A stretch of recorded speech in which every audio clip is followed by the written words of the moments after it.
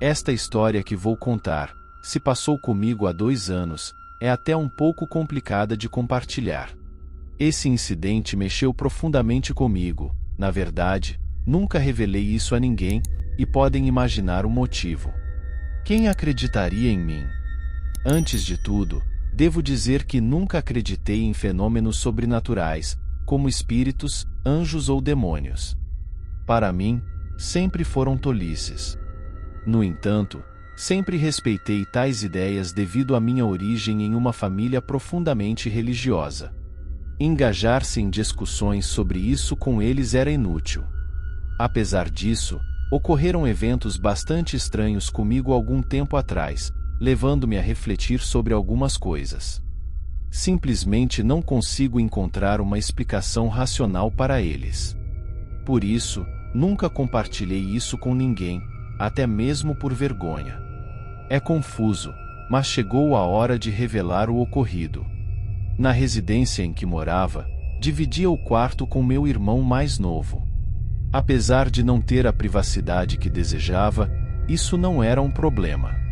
A única questão era que ele sofria de sonambulismo, e na maioria das noites, levantava-se e ficava imóvel em frente à minha cama, como se me observasse. Eu já estava acostumado com isso. A única coisa que fazia era pedir que ele voltasse a dormir. Às vezes, isso exigia paciência, pois ele não obedecia prontamente. Minha mãe estava extremamente preocupada com isso, pois já sabia que meu irmão levantava-se quase todas as noites. Ela entrava no quarto silenciosamente para verificar se estava tudo bem com ele e se havia voltado a dormir. Eu sempre a tranquilizava, explicando que tudo estava bem. Como eu costumava dormir tarde, minha mãe sabia que poderia me perguntar sobre meu irmão, pois esse era praticamente o único momento em que eu o ouvia, já que trabalhava o dia todo e chegava apenas à noite. Quanto a esses incidentes, tudo transcorria sem problemas, sem medo, sem questionamentos, afinal, o sonambulismo é uma condição real e cientificamente comprovada. No entanto, isso mudou em uma determinada noite. Como de costume, cheguei em casa muito cansado. Não havia mais ninguém acordado. Ao chegar no meu quarto, encontrei meu irmão lá. Arrumei as camas dele e a minha.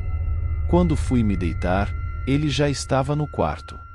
Como de costume, fui cumprimentá-lo e perguntei como tinha sido na escola.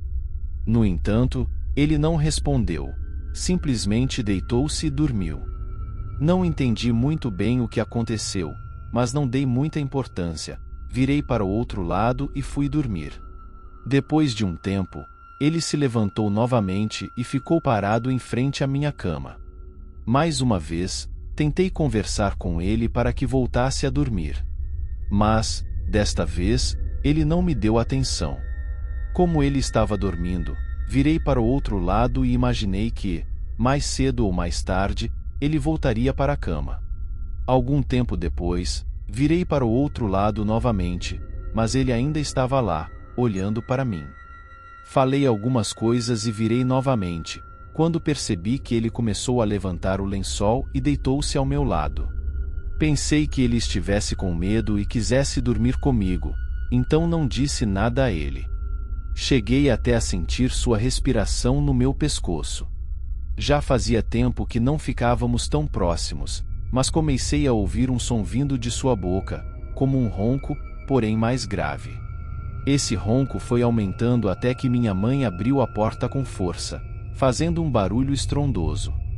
Fiquei extremamente irritado, pois tinha dado muito trabalho fazer meu irmão dormir, e ela arruinou tudo.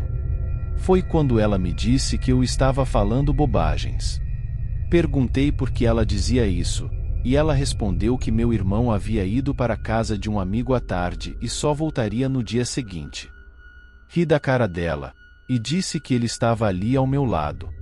Foi quando olhei e não vi nada, apenas o lençol mexido. Tentei explicar que ele estava no quarto, que havia conversado com ele e sentido sua respiração na cama. Como era de se esperar, ela não acreditou e saiu do quarto. Eu não sabia o que estava acontecendo. Não tinha bebido naquele dia. Foi tudo muito real.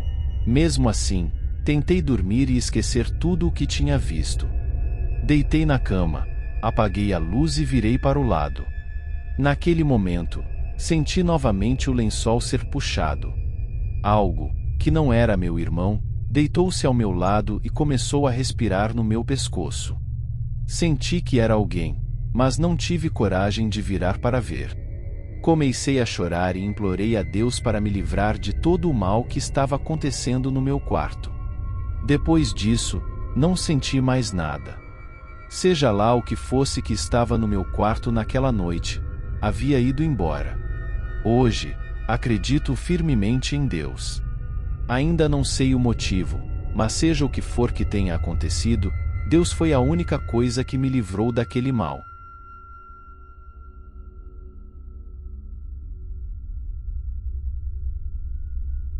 Meu nome é Renato, tenho 40 anos e esta narrativa que compartilho ocorreu há 16 anos. Naquela época, era jovem, contando cerca de 24 anos de idade, residindo em um sítio nas proximidades da cidade.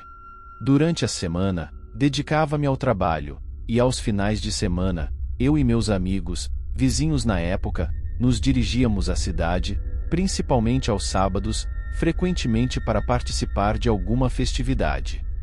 Partíamos de casa por volta das 18 horas, retornando geralmente por volta das 2 ou 3 da madrugada. O local onde eu e meus amigos morávamos situava-se próximo à cidade, então íamos a pé todas as vezes, seguindo sempre o mesmo trajeto. Entretanto, o que despertava curiosidade era que, apesar de haver uma trilha que encurtava o caminho em aproximadamente 15 minutos, nunca a escolhíamos. Ninguém precisava me perguntar o porquê, já que nunca optávamos pelo atalho mais rápido. Certa vez, um dos meus amigos explicou que era devido ao menino da subida, deixando-me perplexo. Pedi mais explicações, e ele mencionou um boato de que quem atravessava aquela trilha era acompanhado por um menino que permanecia em transe enquanto a pessoa ascendia pela subida. Uma vez que a subida terminava, ele cessava de assobiar. Contudo, esse menino sempre seguia a pessoa, a qual não podia olhar para trás. Na verdade, todos temiam olhar para esse menino, pois ninguém sabia quem ele era, se humano ou sobrenatural. Eu não sabia se acreditava ou não, mas a curiosidade me instigou, e eu ansiava por percorrer aquela trilha. Consequentemente, convenci meus amigos a nos aventurarmos por lá. Eles também nunca haviam passado por ali e estavam igualmente curiosos. A única condição que me impuseram foi que, caso encontrássemos algo estranho, eu não deveria olhar para trás. Concordando, iniciamos nossa caminhada pela trilha. À medida que nos aproximávamos da subida, onde supostamente o menino aparecia, o medo começou a se apoderar de nós, e subimos em silêncio. De repente, começamos a ouvir assobios. Assustados, saímos correndo dali, chegando à cidade extremamente exaustos. Trocamos olhares espantados, todos pálidos e com os olhos arregalados. Tentamos ignorar o ocorrido e aproveitar a festa, que se estendeu até por volta das 3 da manhã. Precisávamos voltar para casa, então nos dirigimos à estrada que sempre utilizávamos. Contudo, algo nos pareceu estranho. Decidi voltar pela trilha, sugerindo que talvez fosse tudo fruto da nossa imaginação. Todos concordaram, e decidimos retornar pela trilha. Quando alcançamos a subida, o medo já nos dominava por completo. À medida que começamos a descer, os assobios recomeçaram, e meus amigos novamente saíram correndo. Eu, porém, decidi não segui-los dessa vez. Precisava confirmar o que estava acontecendo. Assim, fiquei sozinho com o menino atrás de mim. Continuei caminhando lentamente, e ele continuou a me acompanhar.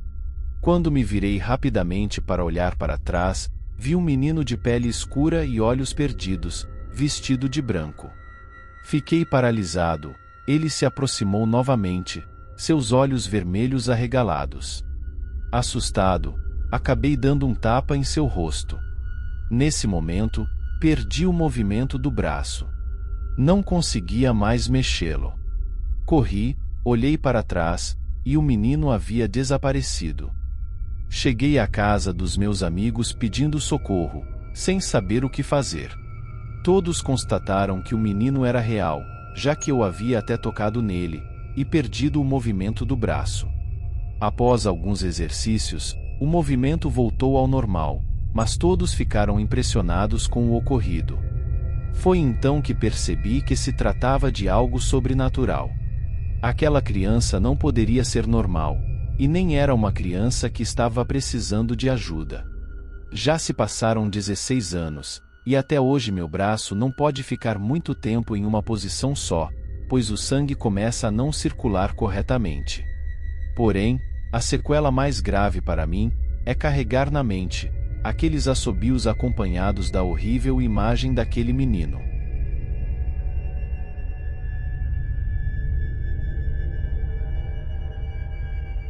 Me chamo Mateus, tenho 22 anos, e o que vou relatar aconteceu comigo alguns meses atrás. Decidi sair da casa dos meus pais um pouco cedo. Aos 18 anos, mudei-me para outra cidade em busca de melhores oportunidades de estudo. Inicialmente, morava com meu irmão mais velho, mas ele partiu repentinamente devido ao trabalho, o que me pegou de surpresa, já que não esperava por isso. Assim, me vi completamente sozinho, o que me deixou um tanto preocupado. Já tinha completado 20 anos e sentia que podia cuidar da minha própria vida sem a intervenção dos meus pais. Viver sozinho é uma experiência incrível. Você tem total autonomia sobre suas escolhas e não precisa dar satisfações a ninguém. Pelo menos era isso que eu pensava, até que algo extremamente estranho mudou minha percepção. Você tem medo do escuro? Eu não tinha, até então. Em uma noite como qualquer outra, enquanto me preparava para dormir, tranquei as portas, fechei as janelas e apaguei todas as luzes. Não gostava de dormir com nada aceso. Deitei na cama e virei para o lado, mas naquela noite o sono não veio. Comecei a pensar em várias coisas sem sentido, mas o sono teimava em não chegar. Foi quando senti alguém se aproximando da minha cama e parecendo ficar parado em frente a mim. Estava de costas para a parede, e percebi a presença ali. Meu coração disparou naquele momento, e eu estava paralisado, sem conseguir mover um músculo sequer. Então, ouvi uma respiração lenta, como se alguém estivesse respirando apenas pela boca. Não havia mais nenhum som, apenas aquela respiração. O medo tomou conta de mim, e eu sabia que não conseguiria dormir naquela noite. Havia um interruptor ao lado da cama, e lentamente estendi minha mão em sua direção para acender a luz. No momento em que a luz se acendeu, a respiração cessou completamente, e ouvi um barulho vindo de cima do meu guarda-roupa. Assustado, virei-me para olhar, mas não havia nada lá, apenas um crucifixo que estava mal colocado e acabou caindo. Decidi recolocá-lo no lugar, apaguei as luzes e tentei dormir novamente. Alguns minutos depois, ouvi novamente a respiração, desta vez muito mais próxima de mim. Acendi a luz mais uma vez, e o crucifixo caiu no chão. Com as mãos trêmulas, peguei-o e coloquei ao meu lado na cama. Tentei dormir mais uma vez, desta vez com a luz acesa, e finalmente consegui. No dia seguinte, decidi que nunca mais dormiria no escuro. À noite, enquanto me preparava para dormir, uma tempestade começou, o que aumentou meu medo. Coloquei o crucifixo debaixo do travesseiro, para me sentir mais seguro, e deixei a luz acesa. Consegui dormir tranquilamente, até que um raio fez as luzes da cidade se apagarem, deixando-me desesperado. Na escuridão completa, o medo tomou conta de mim, pois tinha certeza de que aquela presença que senti na noite anterior estaria de volta. Comecei a rezar, mas isso não adiantou. A respiração começou novamente e se aproximou cada vez mais. Comecei a chorar e gritar por socorro, mas ninguém ouviu. Então, senti uma mão segurar meu ombro e comecei a pedir por misericórdia. A criatura me puxou para cima, virando-me lentamente até ficarmos frente a frente. Estava escuro, e só pude ver a figura alta e pálida quando um raio iluminou o quarto. Gritei de terror e, instintivamente, peguei o crucifixo que estava ao meu lado e o coloquei contra o peito da criatura. Ela soltou um grito horrível e começou a se contorcer de dor, até que finalmente desapareceu. A tempestade passou, e eu ainda estava em choque, tentando entender o que havia acontecido. No dia seguinte, pesquisei na internet sobre criaturas que surgiam na escuridão e descobri sobre um demônio que costumava aterrorizar pessoas no escuro. Desde então, nunca mais dormi no escuro e sempre carrego algum símbolo da minha fé comigo. E você, tem certeza de que não tem medo do escuro?